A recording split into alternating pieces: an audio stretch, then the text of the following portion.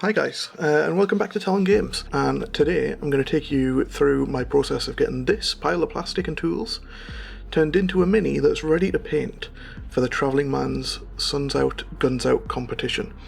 Now, I unboxed that last week, and I'm going to build it and base it this week. Now, first things first, while Travelling Man had clipped it from the sprue, there was still quite a lot attached, so I went through the process of snipping every sprue gate just a little distance from the surface of the model. Then the next step was taking a new and sharp hobby blade and just either cutting off the rest of the sprue gate off each contact point with the front of the blade, or if it was mould lines, I would use the back of the blade just to scrape them off, because, you know, you don't need to cut into the models to do that. And this, of course, is folded up by gluing the models together with Tamiya plastic cement, which is my cement of choice because of the brush. Now, to speak a bit about the model, I quite like it. The pose is quite nice. It should be an interesting model to kind of paint with view to a competition. But also, I really like the Gaunt Ghosts kind of as a concept. I've read 2 of the books, and I'm taking a brief break to read some Horus Heresy novels, but I really enjoyed the books that I read. The idea of this first and only quite tragic Guards regiment, where a lot of them hate their commanding officer because he saved their lives. It really captured my kind of curiosity, and I will be going back to read some more. But for now, I will thoroughly enjoy painting this model, Elim Rawne, who especially hinted Commissar Gaunt throughout at least the 2 books that I've read so far. Maybe he does the whole time, I don't know, I wouldn't be surprised. But yeah, for now, I'll really enjoy painting this guy, and hopefully that inspiration, that joy of the books will come across. Anyway, back to the model building process. Here you'll notice I am using some Tamiya cement just to smooth over this mould line. I let it soak a little bit and then just use the brush to smooth it out. Pretty easy to build, to be honest. I find most GW kits are, and this was no different. And the pose is quite cool. Not very dynamic, quite still, but still very cool. You know, with his knife up, he's ready. And now I have to figure out how to base him. So I went into my drawer where I keep my cork and got some out, and then just kind of tried to position it in a way that I thought looked good, that I thought would look good with him stood on top of it in a decent pose.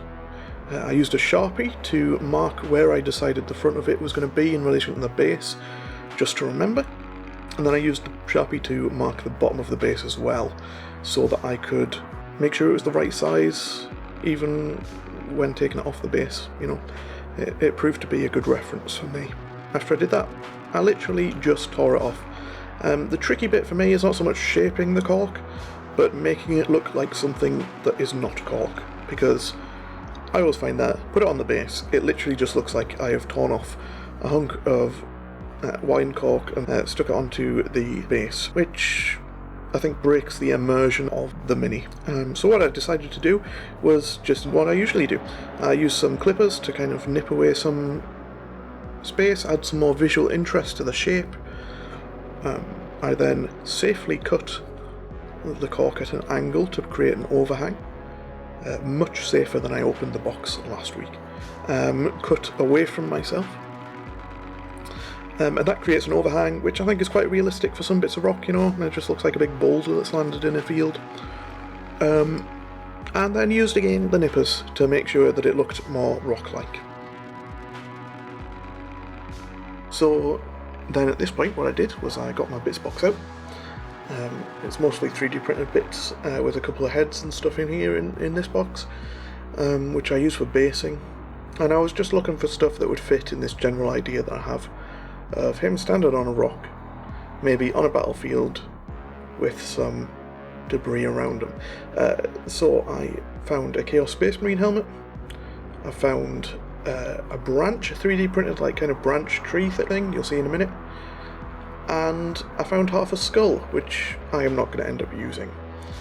But anyway, yep, so it's always handy to have that BIS box around, and that's what I found. Right, then I used my hot glue gun, which doesn't work for everything, but it works for basing, with cork anyway. And I just stuck a blob on, shoved down the cork, lined up the Sharpie, and then because, you know, this bit that I got out of the bits box, it's resin and is also going to be covered up by the Geek Gaming Scenic stuff, I could just use some hot glue to glue that down. Now the Chaos Space Marine helmet, that is not going to be in this video. I've not glued it down because I want to paint it separately and probably then glue it down on top of the Geek Gaming Scenic's basing ready stuff, so that it looks like it's kind of half submerged. Next I took out some Vallejo Dark Mud, I think it was called, diorama effects, and basically just spread that on top of the cork to give it a bit of texture and also hopefully to seal it a bit so that paint doesn't just kind of get absorbed in. Please excuse the shaking. I just stuck it on with a sculpting tool and then used my finger to kind of spread it around and give it some texture.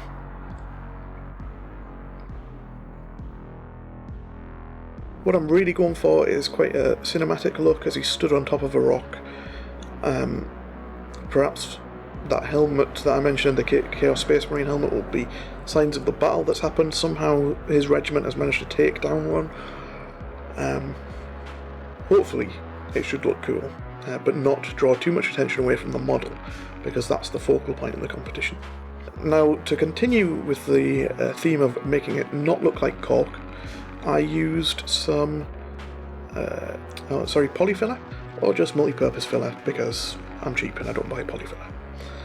I used a very, very thin down with water mix just to soak into the cork, and then I took some matte varnish, made a much thicker mix to kind of add a crust to the outside of the cork to seal it more firmly and to, you know, like cork can have little tiny fragments that make it immediately visible as cork. So by having like a thicker mix with some matte varnish, masks some of that, but also makes it firm enough and thick enough to stand up to paint.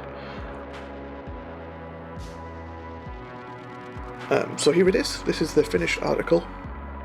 It looks pretty good, I think, considering I would say once it's primed it probably doesn't look like it's just a hunk of cork that I ripped out of a larger bit earlier on, and should allow the paint to stick without just soaking it all up, because that is literally the worst when you try and paint a base with cork on and all of the paint from your brush just disappears. The next thing to do is just to stick on Elim Rawne himself with a bit of super glue. I don't think I'll need to pin him because I'm not going to be using him in actual play of 40k. He's just going to be a display piece. And that's him ready. All that's left to do is to prime him.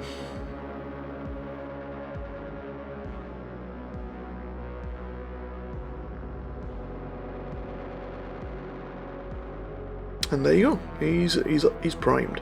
Just in black, that's what the rules allow you to do. He's primed in black and ready to get painted. Alright, that is us. We've taken Elim Rawne from plastic to primer, and now he's ready to paint. Please feel free to follow me on this journey, subscribe. I plan to release my next video in the next 2 or 3 weeks. I think that's a more reasonable amount of time for me to record and edit, because it takes a shocking amount of time, at least while I'm learning. So yeah, regardless of that, I hope you've enjoyed, and that I'll see you again soon. See ya!